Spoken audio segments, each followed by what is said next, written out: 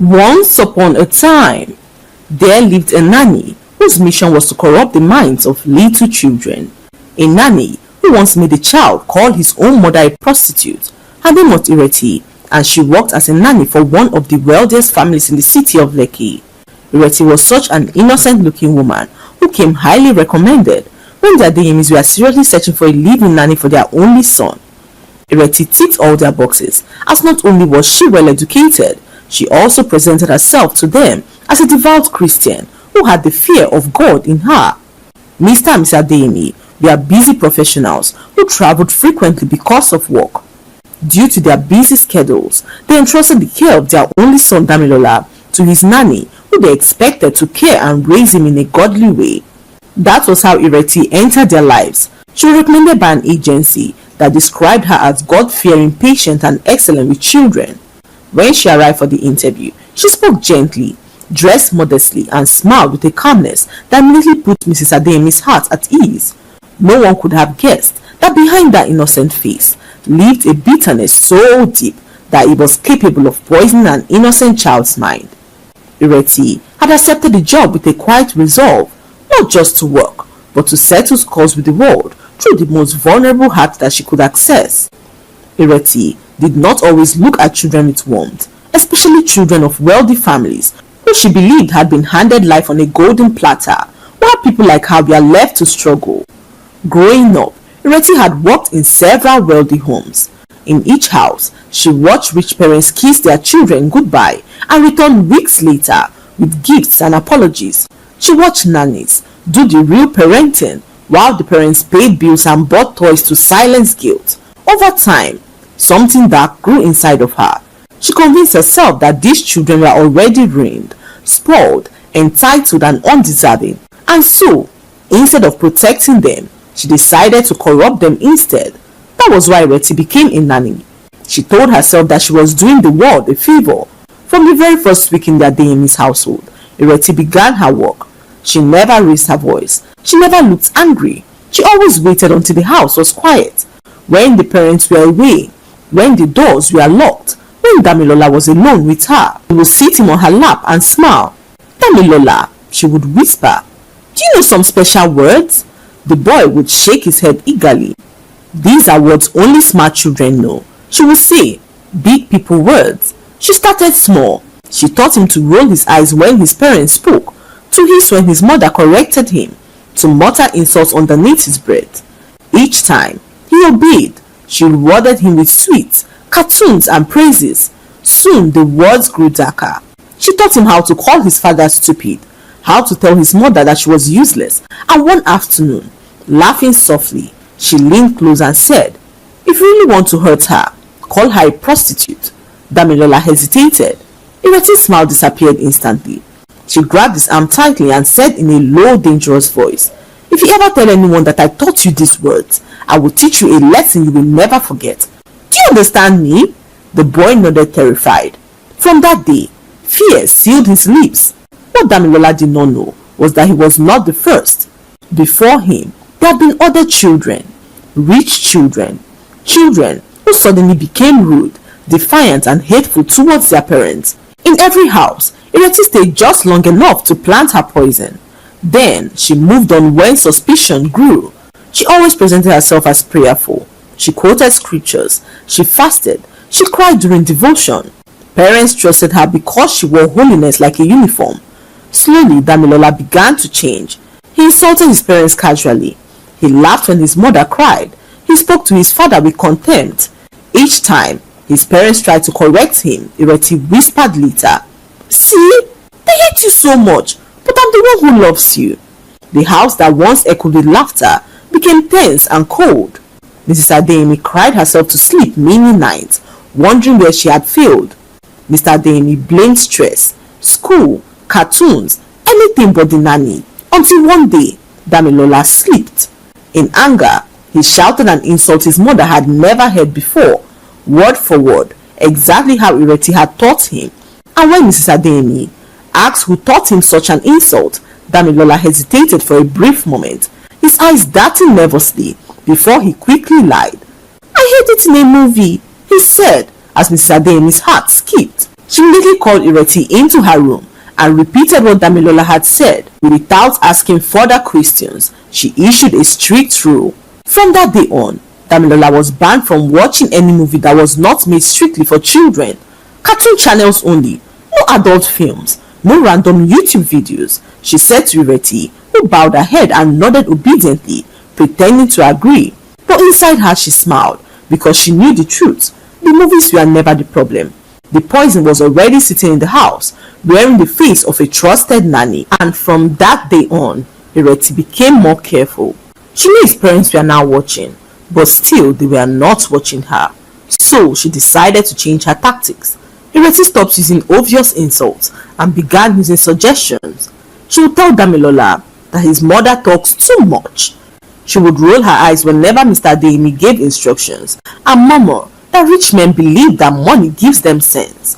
Slowly she taught him that disrespect did not always mean bad words.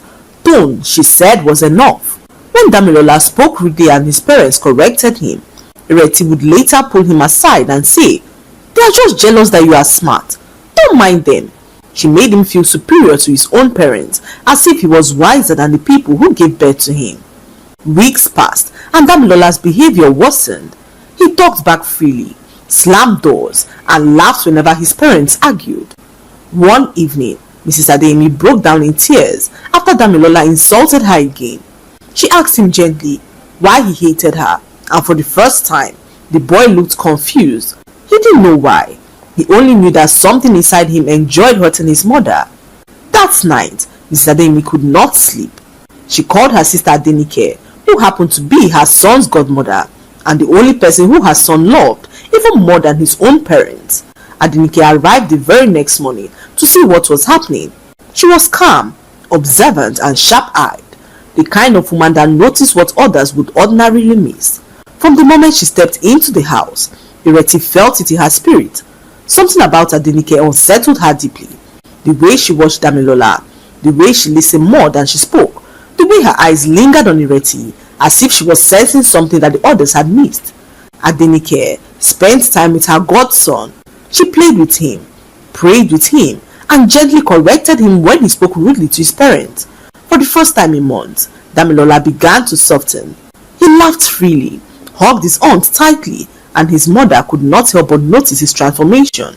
However, Ireti could not contain her rage. She noticed how Adenike never left her nephew alone with her. Her presence began to threaten everything she had carefully built, and Ireti could not hold back her rage. She could not sit back and watch another woman ruin everything that she had carefully built for all these months. So, she decided within herself that Adenike had to go, even if it was the last thing that she did. So Ireti began her evil plot. She told Damilola that she overheard a conversation between his aunt Adenike and his mother, who were planning to send him to the village to stay with his grandmother. Ireti convinced him that his aunt Adenike hated him so much. She told him that Adenike was only pretending to love him, and that the moment she succeeded in turning his parents against her, she would convince them to send him far away to the village. Damilola believed the lie and became distant again. He stopped hugging his aunt and began to answer coldly to her. Adenike noticed the sudden shift, but instead of reacting, she decided to watch him closely. Adenike knew something was wrong. She saw how Damilola always ran to Ireti for everything. In fact, it was only Ireti that he never disrespected, and Adenike could not help but wonder why. The realization struck her like thunder, so that evening, she decided to confront her. Adenike walked up to Ireti in the kitchen and asked why she was the only one that Damilola never disrespected. How can a child disrespect his parents, but choose to only be respectful around you? She asked Ireti, who stammered for a moment as she pretended not to know what she was talking about. Before Adenike knew what was happening, Ireti burst into tears. She began to accuse Adenike of hating on her. Ireti continued to cry loudly. "I am a child of God. I will never harm a child," she said as she wailed so loudly. As Mrs. Adeyemi, on hearing the commotion, rushed in from the sitting room, she turned to her sister, who tried to convince her that Ireti was behind all the terrible things that were happening. "How can we explain the fact that Damilola only respects Ireti?" she said to her sister, who thought deeply about it. Ireti in that moment said something that shifted the trajectory of the whole accusation. "Is it because I caught you sleeping with Oga? That That's why you are here trying to get rid of me? She said to Adenike, who froze in complete shock. What did you just say? Adenike asked, her voice barely above a whisper. Ireti covered her face and cried even louder. Madam, please ask her. That day we traveled and returned unexpectedly. I heard her telling Oga that her pants was still in the room. She sobbed dramatically. I was scared to talk, madam. I didn't want to destroy your home. The words landed like a bomb. Mr. Adeyemi's legs began to weaken. What room? She asked slowly, her eyes burning. Our bedroom? Mr. Adeyemi asked in disbelief as Ireti nodded repeatedly, crying harder. Madam, check your room. I swear in my life, I didn't want to talk, but since she's accusing me wrongly, I must speak the truth. Adenike's mouth fell open. That is a lie, sister, she said firmly. I have never slept with your husband, she said to her sister, who stormed towards the master's bedroom, her heart pounding so loudly that she could hear it in her ears. Adenike followed closely behind, confused, terrified, praying silently because she knew that Ireti was up to no good. She watched as her sister pulled the sheets roughly, searched the bedside, and then looked under her bed. And there it was, a panty, Adenike's panty, sitting under the bed as if someone had planted it there on purpose. Mr. Adeyemi screamed out in anger as she held up the panty and asked her sister what it was doing there. Adenike staggered back as if she had been slapped. That's impossible, sister, she whispered as she tried to explain that she had never stepped her feet into the master's bedroom. I swear to God, sister, this is a setup, she said as her sister ordered her to leave and never return. Get out of my house, she shouted. Get out of my house now, she said to Adenike, who packed her bags in tears as she left the house. Mr. Adeyemi confronted her husband, who denied having anything to do with her sister. However, she did not believe him because of all the times that he cheated on her in the past. She sent him out of the house, and her husband, not wanting to cause any more trouble, left the house to one of his other houses. Madam Adeyemi apologized to Ireti, who she thanked for telling her the truth. Ireti was so excited. She could not believe how perfectly her plan worked. For the first time since Adenike arrived, the house was quiet again. No watchful eyes, no probing questions, no one standing between her and the child, who she had worked so hard to control. Ireti sat on her bed, replaying the events of the day in her mind. Every lie had landed perfectly.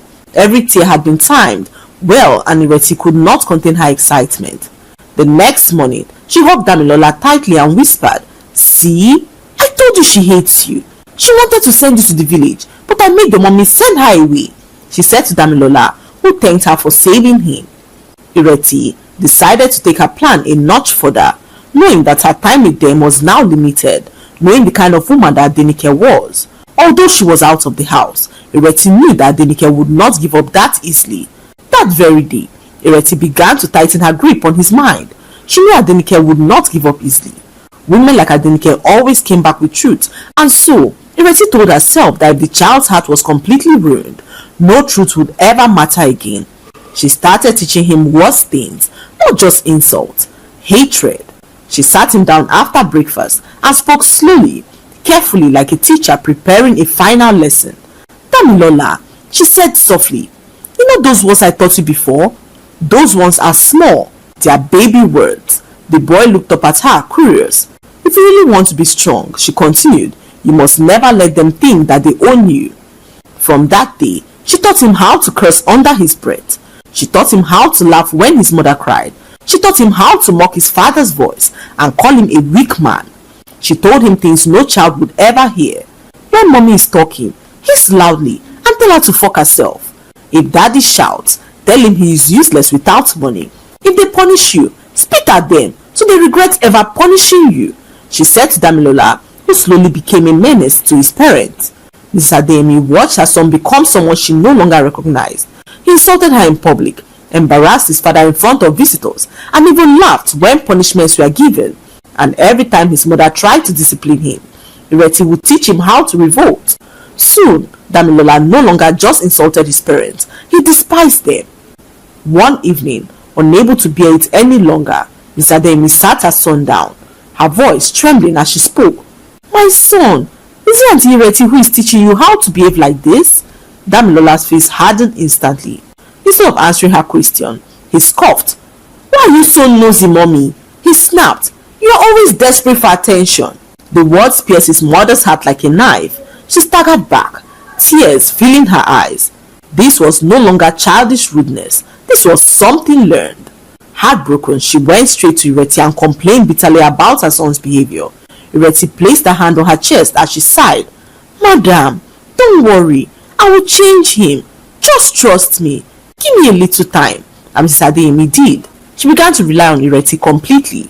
She bought her expensive clothes. She increased her allowance. She even bought her a beautiful necklace to encourage her and make her take the job seriously. And Ireti could not believe her luck. She began to wear the expensive clothes and necklace, feeling like more than a nanny.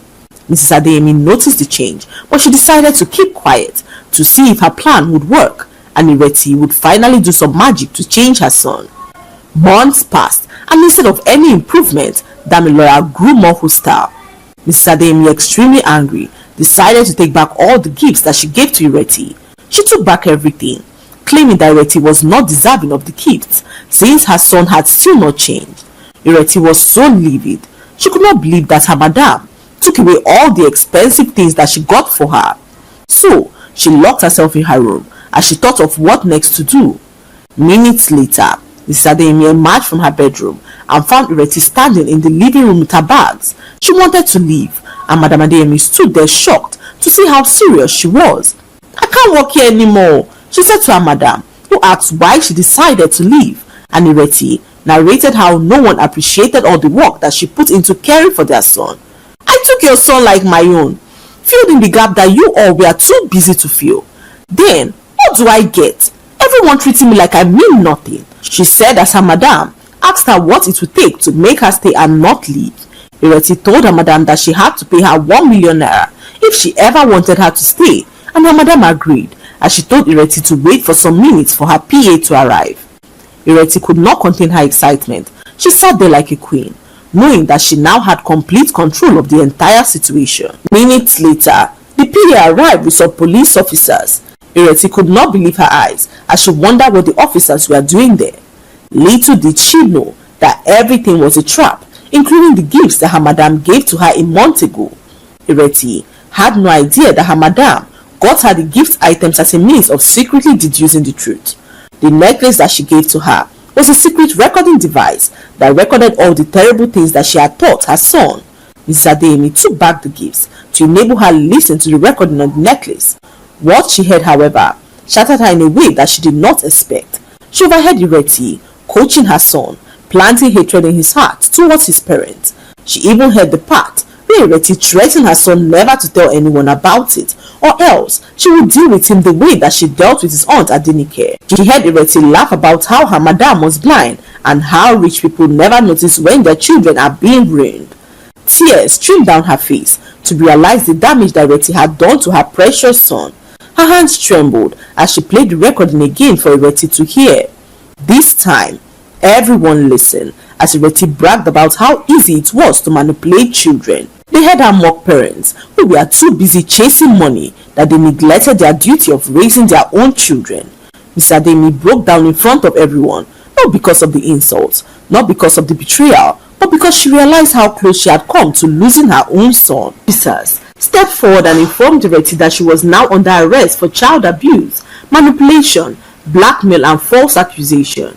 Ireti screamed, cursed and tried to deny everything, but the recording spoke louder than her lies.